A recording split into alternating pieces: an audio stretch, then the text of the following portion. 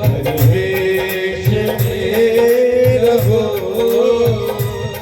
राधा रमण राधा रमण राधा रमण कहो।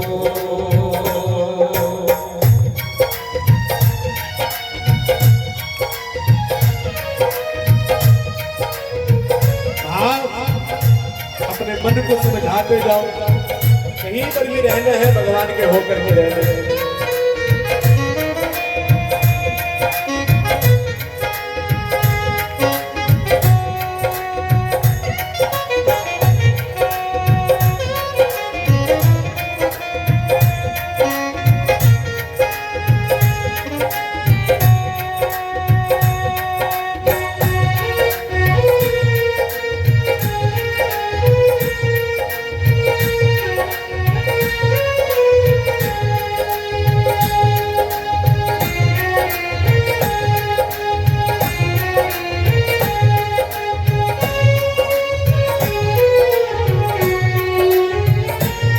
जिस रोग में, जिस भोग में, जिस योग में रहो राधा राधा रमण राधा रमण कहो। जिस देश में, जिस देश में हो राधा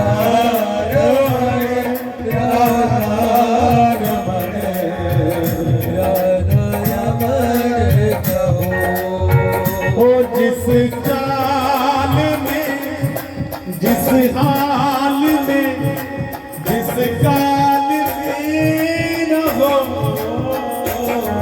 जिस काल में, जिस हाल में, जिस काल में रहो राधा रमण राधा रमण राधा रमण कहो। जिस देश में, जिस देश में, परिवेश में सभी गाओ राधा रमण राधा रमण राधा रमण कहो। वो जिस धाम में, जिस काम में, जिस नाम में रहो जिस धाम में, जिस काम में, जिस नाम में रहो राधा रमण राधा रमण राधा रमण कहो। जिस देश में, जिस देश में, परिवेश में रहो राधा रमण राधा रमण कहो। राधा रमण राधा जिस भी हाल में रखोगे उसी हाल में जीना सीखो। ये कथाएं केवल एक मनोरंजन के लिए नहीं, इन कथाओं से शिक्षा लेनी है कि भैया अगर कोई बड़ी पदवी को प्राप्त करता है तो उसके पीछे उसकी कोई ना कोई मेहनत है, उसका परिश्रम है। ऐसे ही हम मुंह उठा करके किसी के प्रति कुछ भी बक देते हैं। भैया पढ़ो शिव महापुराण, सुनो शिव महापुराण, वो कीर्ति मुख नाम का गण भोले बाबा का, भोले बाबा का जब रुद्राभिषेक होता है ना, आज हमारे आदरणीय पंडित जी ने वहां पर भोले बाबा का बड़ा सुंदर रुद्राभिषेक करवाया हुआ है। और सोमवार को रुद्राभिषेक करने का बड़ा महत्व है। भोले बाबा को रुद्राभिषेक बड़ा प्रिय है। और ये कमल का पुष्प जो आज विशेष रूप से चढ़ाया गया है, इस कमल के पुष्प का भी बड़ा महत्व है।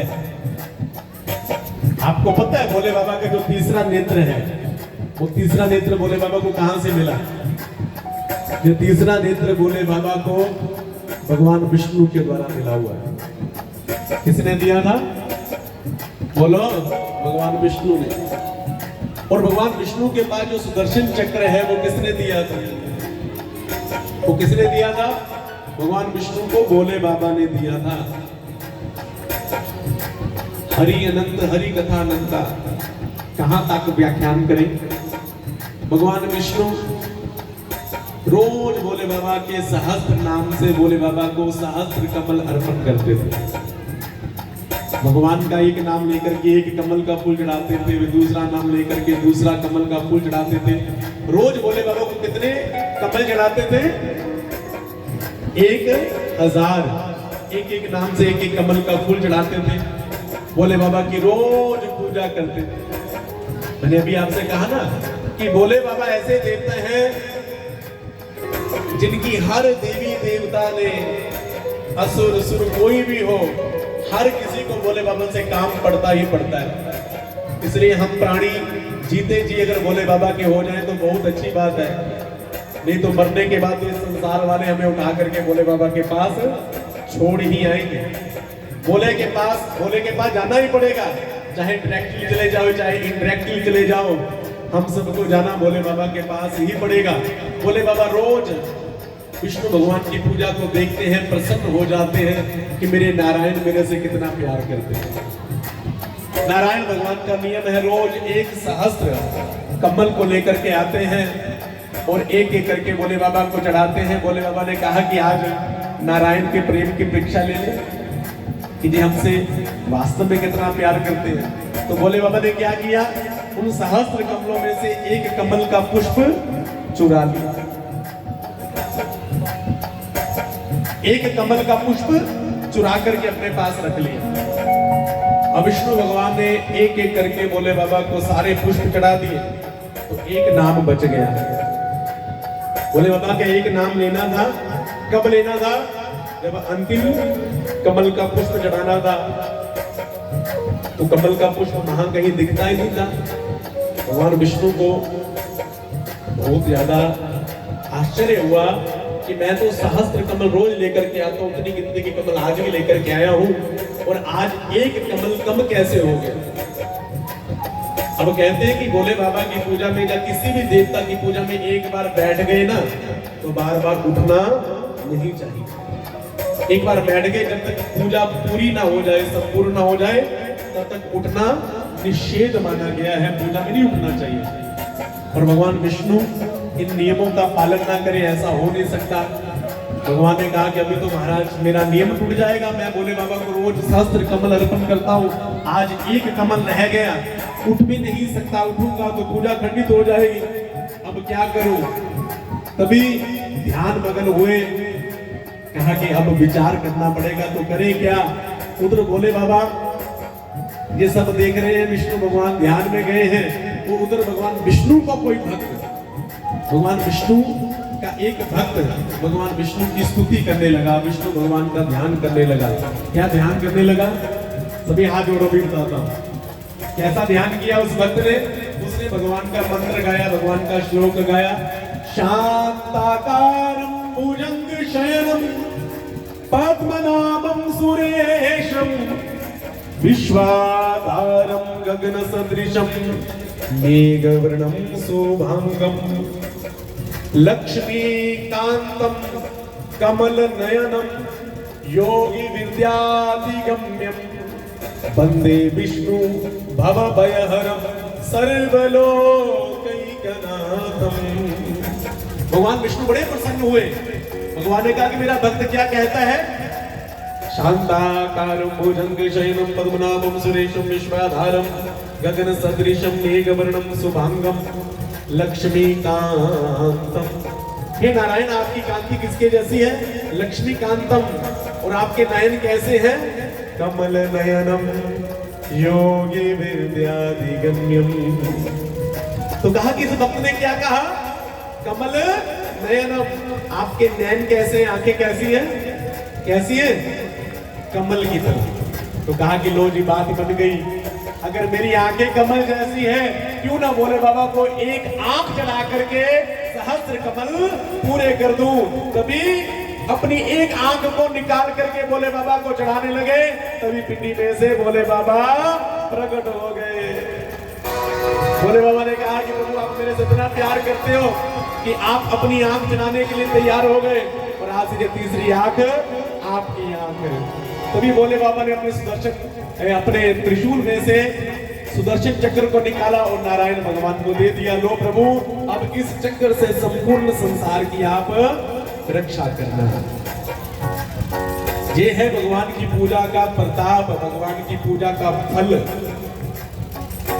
सच्चे मन से भगवान की पूजा करोगे ना बंधुओं, भोले बाबा भंडार भर देंगे। भोले बाबा देते समय पीछे नहीं मुड़ते। अनेकों कथाएं हैं भोले बाबा को, जिसने भी पूजा भोले बाबा ने सबकी पूजा को स्वीकार किया, जय जयकार कर दिया, माला माल कर दिया। और जिसको भी माला माल किया हाथ उड़ा करके बताओ, तूने इतना दिया भोले बाबा, तूने इतना दिया भोले बाबा, मैं तो माला माल हो गया। तूने इतना दिया भोले बाबा, मैं तो माला माल हो गया। तो भोले बाबा का जब हम रुद्राभिषेक करते हैं ना, जब भोले बाबा का रुद्राभिषेक करते हैं तो सबसे पहले भोले बाबा के गणों का पूजन होता है। सबसे पहले भोले बाबा के गणों का पूजन होता है। सबसे पहले गणाध्यक्ष गणपति जी का पूजन होता है। दूसरे नंबर पर भोले बाबा के गण कौन है? दूसरे नंबर पर भोले बाबा के जो गण हैं वो कुबेर जी, उनका पूजन होता है। भोले बाबा के गण हैं वीरभद्र, उनका पूजन होता है। भोले बाबा के गण हैं नंदी बाबा, उनका पूजन होता है। भोले बाबा के गण हैं नाग देवता, सर्प का पूजन होता है। और भोले बाबा के एक गण है कीर्ति मुख। क्या नाम है? कीर्ति मुख। नाम सुना है आपने? ये कीर्ति मुख कौन है? ये कीर्ति मुख कोई और नहीं है, ये अंधकासुर है, जो त्रिशूल में पिरोकर भी, त्रिशूल में बिंद कर भी भोले बाबा का ध्यान कर रहा है। ये अंधकासुर भोले बाबा का ध्यान कब कर रहा है? सूली पर लटक करके। जिस देश में, जिस देश में परिवेश में रहो, राधा रमण, राधा रमण, राधा रमण कहो, राधा रमण, राधा रमण, राधा रमण कहो। इस कीर्ति मुख ने हजारों वर्षों तक भोले बाबा का तपनिया, भोले बाबा प्रसन्न हुए, त्रिशूल से निकाला और कहा कि तुम पावन बन गए हो, पवित्र बन गए हो, अब तुम मुझे छोड़ करके कहीं मत जाना, मेरे गणों में मैं तेरी स्थापना करता हूँ। तो कीर्ति मुख नाम का गण बन गए। बोले शंकर भगवान की जय। बोलिए पार्वती। होगा जिसके आग्रह पर मां गंगा गोदावरी बन करके ऋषिका के कारण बहती है। ये सारी कथाएं कल आप सुनने को मिलेगी आपको, क्योंकि अभी हमारे पास 3 दिन और है। एकदम सीधे होकर के सबसे पहले अपने स्वरूप का चिंतन करो, अपने शरीर का चिंतन करो। हमारा ये शरीर जो है, इस शरीर के 2 स्वरूप हैं। कितने स्वरूप हैं? 2 स्वरूप। एक स्वरूप है व्यवहारिक और दूसरा है परामार्थिक। एक शरीर का नाम क्या है? व्यवहारिक, और दूसरा है परामार्थिक। अब ये थोड़ी सी ज्ञान की बात है, ये थोड़ी सी तत्व की बात है। अगर मैं कोशिश करूंगा आपको बढ़िया ढंग से समझाने के लिए, अगर फिर भी ना समझ में आए तो आप मेरे से कभी भी कहीं पर भी पूछ लेना। वैसे मैं कोशिश करूंगा कि आप सबकी समझ में आए। हमारे शरीर के कितने स्वरूप है? 2 स्वरूप। एक है व्यवहारिक और दूसरा है परामार्थिक। व्यवहारिक शरीर कौन सा है? जिसके द्वारा हम व्यवहार निभाते हैं। जैसे कि मैंने कल भी कहा था कि हम किसी के पुत्र हैं, किसी के हम भाई हैं, किसी के हम पति हैं, किसी के हम पिताजी हैं, किसी के मामा जी लगते हैं, किसी के चाचा जी लगते हैं, किसी के ताया जी लगते हैं, या किसी के मित्र हैं, या किसी के शत्रु हैं तो एक ही है, हम एक, लेकिन हमारे संबंध अनेक हैं। इसको क्या कह सकते हैं? इसको कह सकते हैं व्यवहार। व्यवहार निभाते ना हम, जिसके साथ जैसा व्यवहार निभाए वो वैसा ही हमें समझने लग जाता है। अगर किसी के साथ मित्रता का व्यवहार निभाए तो वो हमें मित्र जानेगा, अगर किसी के साथ थोड़ी खटपट हो जाए तो वो व्यक्ति हमें अपना शत्रु समझेगा। कोई हमसे प्यार करता है, कोई हमसे विरोध करता है। अगर इन सभी बातों की बात की जाए, अगर इन सब की बात की जाए, प्यार की बात की जाए, क्रोध की बात की जाए, रिश्तों की बात की जाए, तो तुम खुद विचार करके देखो, इनका कोई अस्तित्व नहीं है। ये कब तक है? जब तक हमारा जो शरीर हमारे पास है। जब तक हमारा शरीर हमारे पास है तब तक ही ये सारे के सारे संबंध हैं, तब तक ही ये सारे के सारे व्यवहार हैं, तब तक ही ये सारे का सारा चिंतन है। और जैसे ही ये शरीर छूट जाता है उसके बाद कोई चिंतन नहीं, कोई बैर नहीं, कोई प्रेम नहीं, कोई विरोध नहीं। जीते जी व्यक्ति के साथ लोग प्यार भी करेंगे, लोग बैर भी करेंगे, विरोध भी करेंगे, लेकिन जैसे ही आप मर जाओगे ना, मरने के बाद ना तो कोई आपसे बैर करेगा और ना ही कोई आपसे प्यार करेगा। ये बात समझते हो नहीं समझते? समझ में आई ना बात कि जीते जी हमसे कोई, मरने के बाद हमसे ना तो कोई प्यार करेगा और ना ही कोई हमसे विरोध करेगा। मरने के बाद जितना मर्जी खासम खास रिश्ता हो, लोग कहते हैं इसे याद मत करो भैया, मरे व्यक्ति को ज्यादा याद नहीं करना चाहिए। एक पत्नी भी अपने पति के लिए रोए, एक माँ भी अपने पुत्र के लिए रोए, तो लोग आकर के ज्ञान का प्रपंच देते हैं कि भैया मत रो, जाने वाला चला गया, भैया वो तुम्हारा था ही नहीं। अरे भैया, जिसने कभी कोई वेद ना पढ़ा हो, शास्त्र ना पढ़ा हो, वो व्यक्ति भी उस समय ज्ञानी बन जाता है। किसी के पास शोक प्रकट करने के लिए जाए, क्या करें बहन जी, अब ऐसा ही लिखा था भाग में, हो गया, क्या कर सकते हैं, ये भगवान की माया है, इसमें आपको धैर्य धारण करना पड़ेगा। लोग ऐसी बातें करते हैं, बड़ी बड़ी ज्ञान की बातें लोग मरने के बाद करते हैं। लेकिन बंधुओं, हम जिसको कथा सुना रहे हैं ना, जिसको हम भगवान की कथा सुनाए या जिसका हमने उद्धार करना है, वो कोई शरीर नहीं है। वो क्या है? वो आत्मा है। इसलिए आत्मा की बात की जाए तो आत्मा कभी जन्म नहीं लेती, आत्मा कभी मरती नहीं है। आत्मा क्या करती है? आत्मा अपना स्तर या तो गिराएगी या तो अपने स्तर को बढ़ाएगी। इसलिए भगवान ने हमें ये जो शरीर दिया है, इस शरीर में भगवान ने हमें विचार करने के लिए बुद्धि दी है, कार्य करने के लिए दो हाथ दिए हैं, सूंघने के लिए नाक दिया है, देखने के लिए आंख दी है, सुनने के लिए कान दिए हैं, चलने के लिए पैर दिए हैं। और बहुत से हमारे शरीर में 5 ज्ञान इंद्रियां हैं, 5 कर्म इंद्रियां हैं। ज्ञान इंद्रियां कौन सी हैं? जिनके द्वारा हमें ज्ञान की प्राप्ति होती है। ये आंखें ज्ञान इंद्रिय है, आंख देख करके बताती है कि भैया ये कौन सा रंग है, ये कौन सा रंग है। लेकिन कभी कभी ये आंखें देख तो लेती हैं, लेकिन ये आंखें देखकर भी निर्णय नहीं कर पाती कि भैया ये वास्तव में तत्व कौन सा है। तो उसके लिए हमें जीवा का प्रयोग करना पड़ता है। एक कटोरी में आप चीनी का बूरा रख दो, चीनी को पीस करके चीनी का बूरा रख दो। एक कटोरी में आप नमक रख दो, एक कटोरी में आप मैदा रख दो, और एक कटोरी में वैसी ही कोई वस्तु रख दो। 3-4 वस्तुओं को आप रख दो, एक में बेकिंग सोडा रख दो। आपकी आंखें देखेगी, लेकिन आपकी आंखें उनको देख करके फिर भी अनुमान नहीं लगा पाएगी कि इनमें से नमक कौन सा है, इनमें से चीनी का बूरा कौन सा है। कभी कभी हो जाता है ना गलती, हम नमक समझ करके चीनी का बूरा डाल देते हैं। तो उसके लिए हम उसकी एक चुटकी भर अपनी जिह्वा पर रख करके उसका स्वाद देखते हैं। इसका मतलब हमारी जिह्वा भी ज्ञान इंद्रिय है। आंखें बंद की, आपके मुख में कुछ डाल दिया तो कहा कि बताओ क्या है, तो हमने खाया, तो खा करके हमारी जीभ ने बता दिया। आंख ने तो देखा नहीं, आंखें बंद थी, बंद कर रखी थी, लेकिन हमारी जीभ ने बता दिया कि भैया ये जामुन का फल है।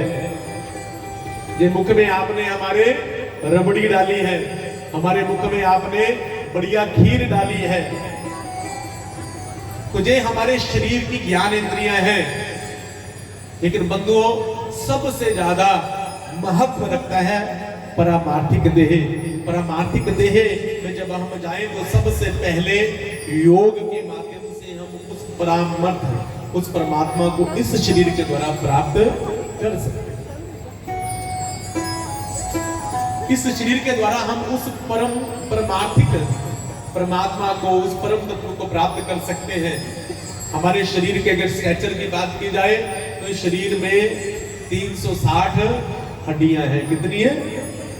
1 करोड़ के करीब इसमें नाड़ियां हैं, 32 इसमें दांत हैं, 20 उंगलियां हैं और 3.5 करोड़ इसमें रोम छिद्र हैं। 7 लाख बालों की गणना बताई गई है। मूत्र कितना है, इसमें मज्जा कितनी है, इसमें रक्त कितना है, ये सारे का सारा ग्रंथों में बताया गया है। ये शरीर भगवान जब हमें देते हैं तो भगवान पूरी की पूरी गणना के साथ देते हैं। और इतना अद्भुत शरीर भगवान ने हमें दे रखा है, इस शरीर के द्वारा अगर हम उस परमात्मा को प्राप्त ना कर सके तो बंधुओं, हमसे बढ़कर के हमारा कोई शत्रु नहीं हो सकता। हमारे शरीर में भगवान ने जब हमें संसार में भेजा तो हमारे शरीर के अंदर एक कुंडलीय शक्ति को एक्टिवेट करके भेजा। हम सबके शरीर में 7 चक्र हैं। कितने चक्र हैं? 7 चक्र। आप में से कोई ऐसा है जिसने कभी मेडिटेशन की हो? हाथ उठा करके बताओ। जिसने कभी योग किया हो हाथ उठाओ भैया, थोड़ा ऊंचा उठाओ, ऐसे दिखता नहीं। किस किसने कभी योग किया? चलो, तो आपके आस पड़ोस में बैठे ना, इनसे पूछना। यहां पर मैं शास्त्रार्थ बात कर रहा हूं, इनसे प्रैक्टिकल भी पूछना। हम सबके शरीर में 7 चक्र होते हैं। कितने चक्र? सबसे पहला चक्र कौन सा है? मूलाधार। दूसरे नंबर पर स्वादिष्ठान, मणिपूरक, अनाहत, विशुद्ध। छठे नंबर पर आज्ञा चक्र और 7वें नंबर पर ब्रह्मरंध्र।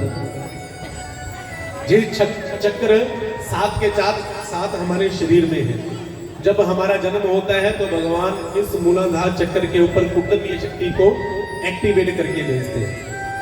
जब मैं आपको और भी थोड़ा सा आसान करके बताऊं, जैसे कि आज हम एंड्रॉइड मोबाइल खरीदते हैं ना बाजार से, एंड्रॉइड मोबाइल खरीदते हैं। वो खरीदने के बाद उस एंड्रॉइड मोबाइल के अंदर अपनी आईडी भरते हैं। सभी भरते हैं ना अपनी आईडी, गूगल आईडी भर करके उसे अपने नाम से या किसी ना किसी नाम से उस फोन को हम एक्टिवेट कर लेते हैं। बिना आईडी के वो फोन की एप्लीकेशनें चल नहीं सकती। ऐसे ही जब भगवान ने हमें संसार में भेजा, जब संसार में भेजा, हमारा जन्म हुआ मां के गर्भ से, तो मां के गर्भ से बाहर आने के बाद इस संसार के द्वारा हमारी एक आईडी बनाई गई। हम सबकी एक आईडी बनाई गई। उस आईडी का मतलब हमारा नाम रखा गया, क्योंकि संसार में आने से पहले मां के गर्भ से बाहर निकलने के बाद हमारा कोई नाम तो था नहीं। अपना नाम हम खुद तो नहीं लेकर आए थे, हमें पता ही नहीं हमारा नाम क्या है। हमारा जन्म हुआ, संसार वालों ने, परिवार वालों ने मान लो उस मोबाइल में एक आईडी भर दी। थोड़ा समझना, उसमें आईडी भर दी। आईडी भरने के बाद उसका प्ले स्टोर शुरू हो गया। प्ले स्टोर क्या है? हमारा जी आज्ञा चक्र। आंखें बंद करो, ध्यान लगाओ। पिताजी का तो पिताजी आ जाएंगे, ध्यान लगाओ। माताजी का माताजी आ जाएंगे, ध्यान लगाओ। अपने मित्रों का मित्र आ जाएंगे, ध्यान लगाओ। शत्रुओं का शत्रु आ जाएंगे, ध्यान लगाओ। पत्नी का पत्नी आ जाएंगे। ऐसे ही हमारे उस शरीर में, उस मोबाइल रूपी शरीर में ये प्ले स्टोर एक्टिवेट हो गया। और प्ले स्टोर क्या करता है? प्ले स्टोर क्या करता है? एप्लीकेशन डाउनलोड करता है ना। और जब हम प्ले स्टोर खोलते हैं तो उसमें कितनी एप्लीकेशनें होती हैं, तो धीरे धीरे धीरे धीरे उसके काम की एप्लीकेशन जब उसमें डाउनलोड होती है ना, अब बच्चों को भगवान का स्वरूप क्यों क्यों कहा जाता है? बच्चे भगवान का रूप क्यों हैं? क्योंकि बच्चों का जब जन्म होता है ना, जन्म होने के बाद जब तक वो पौंगक अवस्था तक नहीं पहुंचते, 10-12 वर्ष के नहीं हो जाते, तब तक वो भगवान इसलिए है क्योंकि उनकी वो प्ले स्टोर, उनका वो पूरे का पूरा जो मस्तिष्क है वो ज्यादा सोच विचार नहीं करता। वो अपने माता पिता को जानता है, अपने भाई बहनों को जानता है, दादा दादी को जानता है, परिवार में मस्त रहता है। लेकिन धीरे धीरे धीरे धीरे जब अपने प्ले स्टोर के ऊपर वो ज्यादा भार डालता है, दुनिया भर की उन एप्लीकेशनों को डाउनलोड करने के लिए लगे जाता है जो किसी काम की नहीं है, बिना व्यर्थ के मित्र बना लेगा, व्यर्थ के शत्रु बना लेगा, धीरे धीरे आगे बढ़ेगा, इसका विवाह हो जाएगा, आगे बच्चे हो जाएंगे, बच्चों के आगे फिर और बच्चे हो जाएंगे, या उनका जो संबंध है धीरे धीरे इसके संबंधी बन जाएंगे। तो धीरे धीरे धीरे धीरे धीरे ये अपने प्ले स्टोर के साथ ऐसी एप्लीकेशन डाउनलोड कर लेता है कि इसका जो पूरे का पूरा सिस्टम जो है वो हैंग होना शुरू हो जाता है। इसलिए अगर हम चाहते हैं कि भैया हमारा मोबाइल, हमारा ये शरीर बढ़िया ढंग से काम करे, तो क्या करना चाहिए? बुद्धिमान व्यक्ति कहेगा कि भैया इसकी स्टोर कम करो, इसको आपने बहुत हैवी कर रखा हुआ है। ऐसे ही बंधुओं, जब तक इस शरीर को हम उन रिश्तों से मुक्त नहीं करते, जो व्यर्थ की चिंताओं से मुक्त नहीं करते, तब तक उस परमात्मा की हमें प्राप्ति नहीं हो सकती। तो सभी दोनों हाथ जोड़ करके सीधे होकर के मेरे साथ द्वादश ज्योतिर्लिंगों का ध्यान करेंगे।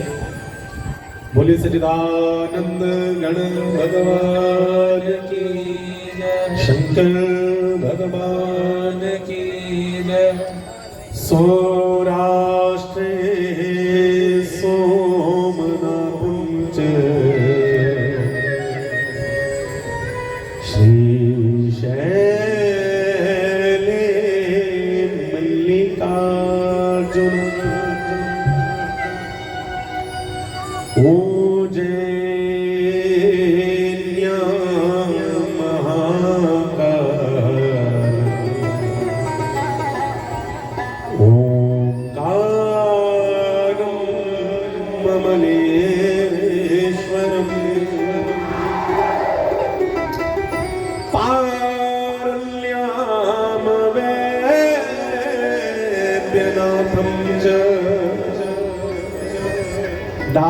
डाकन्याम भीम शंकरम सेतु बंदे रामेशम नागेशम दारुकावने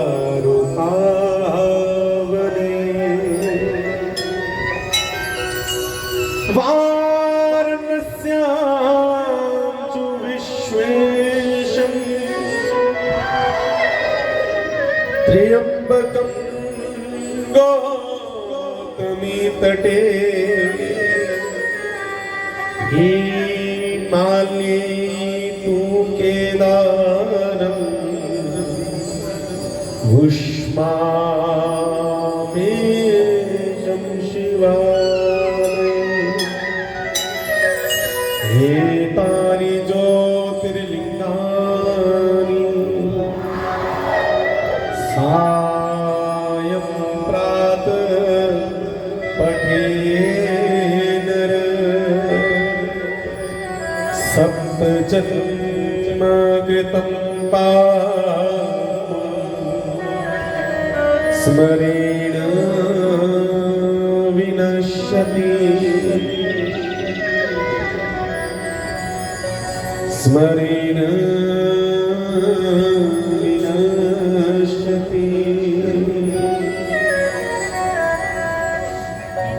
सबसे पहला ज्योतिर्लिंग है सौराष्ट्र सोमनाथम च।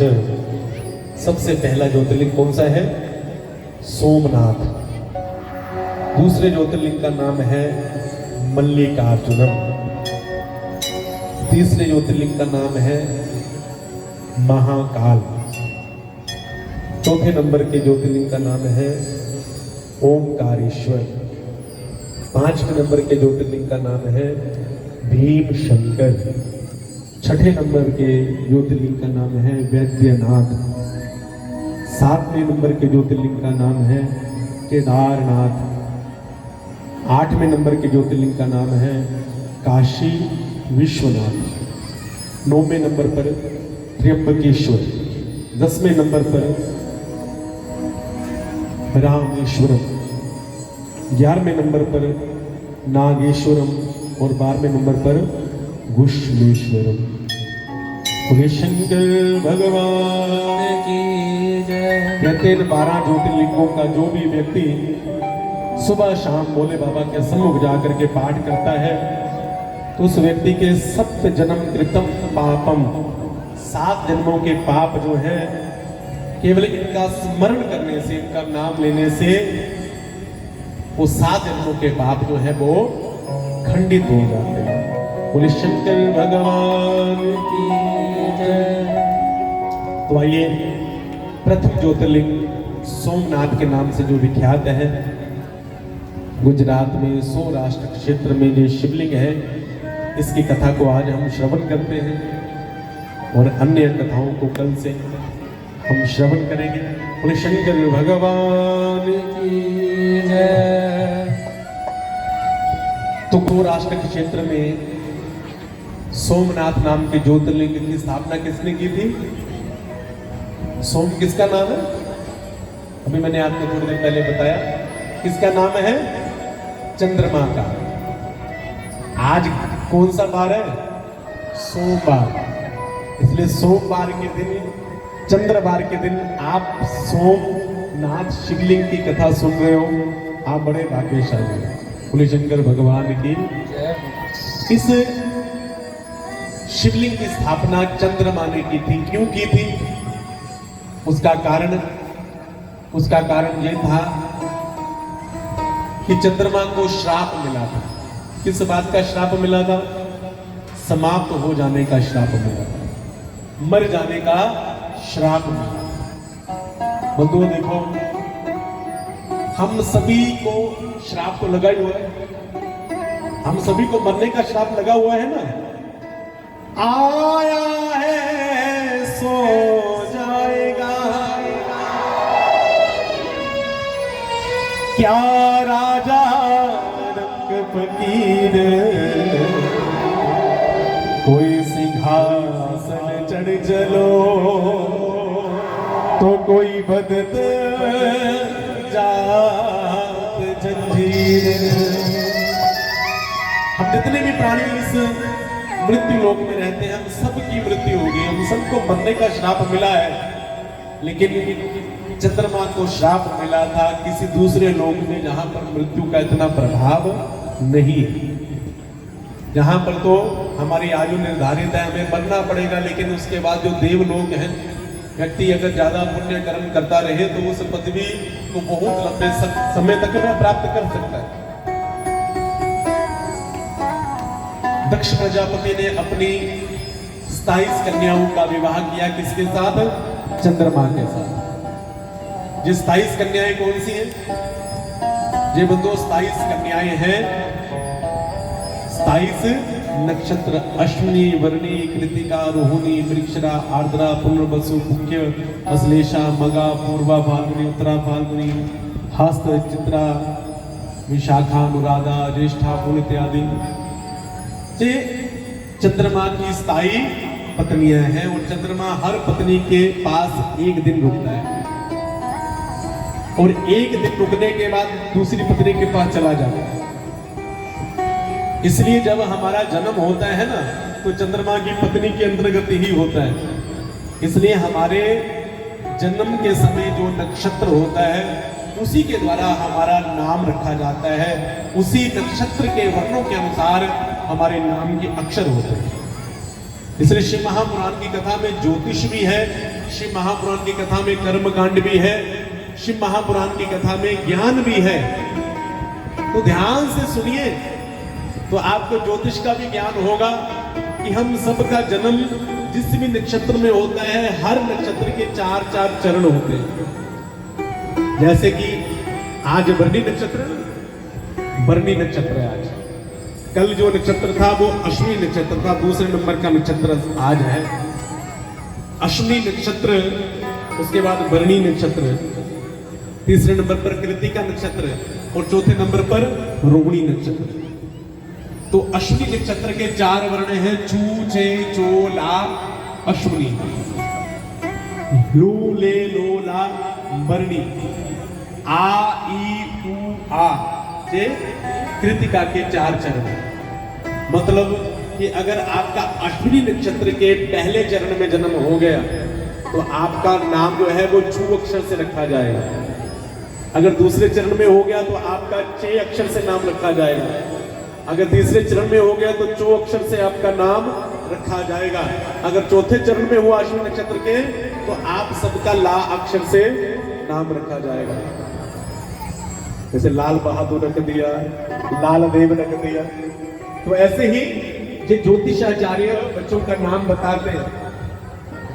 दक्ष ने अपनी 27 कन्याओं का विवाह चंद्रमा के साथ किया, लेकिन चंद्रमा जो है वो केवल एक से प्यार करता है, उसका नाम क्या है? रोहिणी। रोहिणी नक्षत्र है ना, जिस नक्षत्र में हमारे कन्हैया का जन्म हुआ था, हमारे बांके बिहारी का जन्म हुआ था।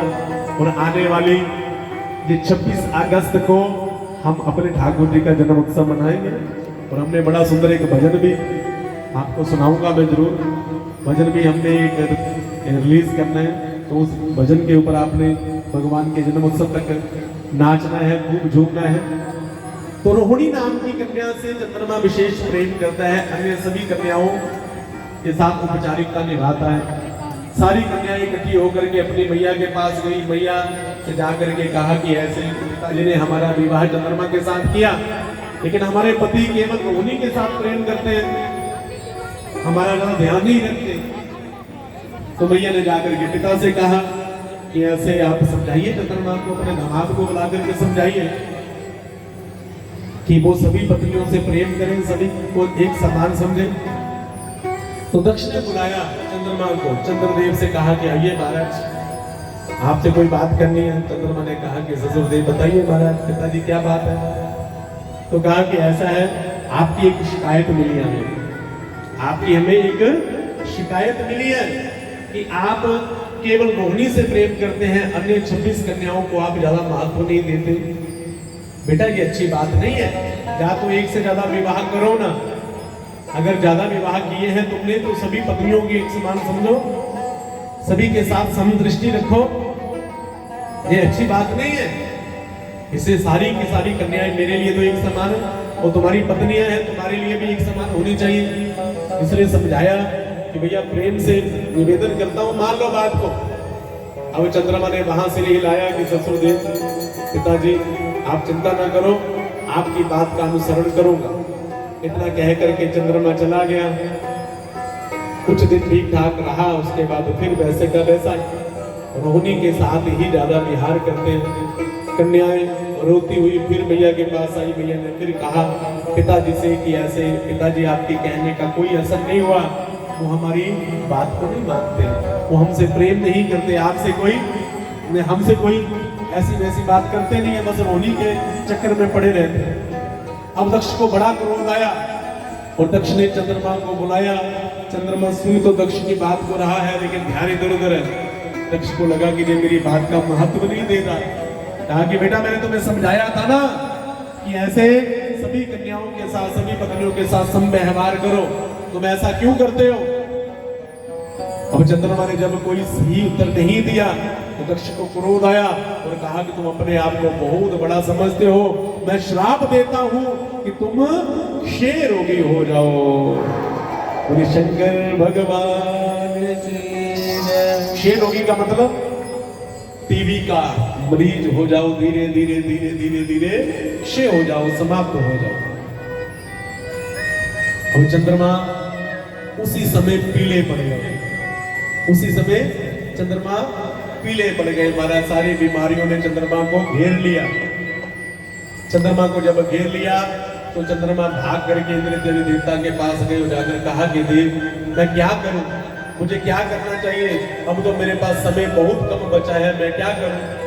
भाग करके गए ब्रह्मा जी के पास। ब्रह्मा जी ने कहा कि भैया मृत्यु के ऊपर अगर किसी की जय है तो वो बोले भंडारी है।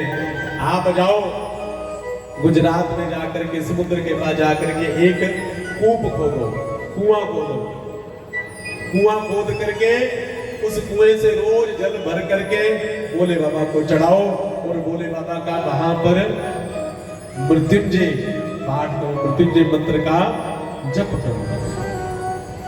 और सारे देवता भी चंद्रमा की सहायता के लिए वहां पर चंद्रमा के साथ गए।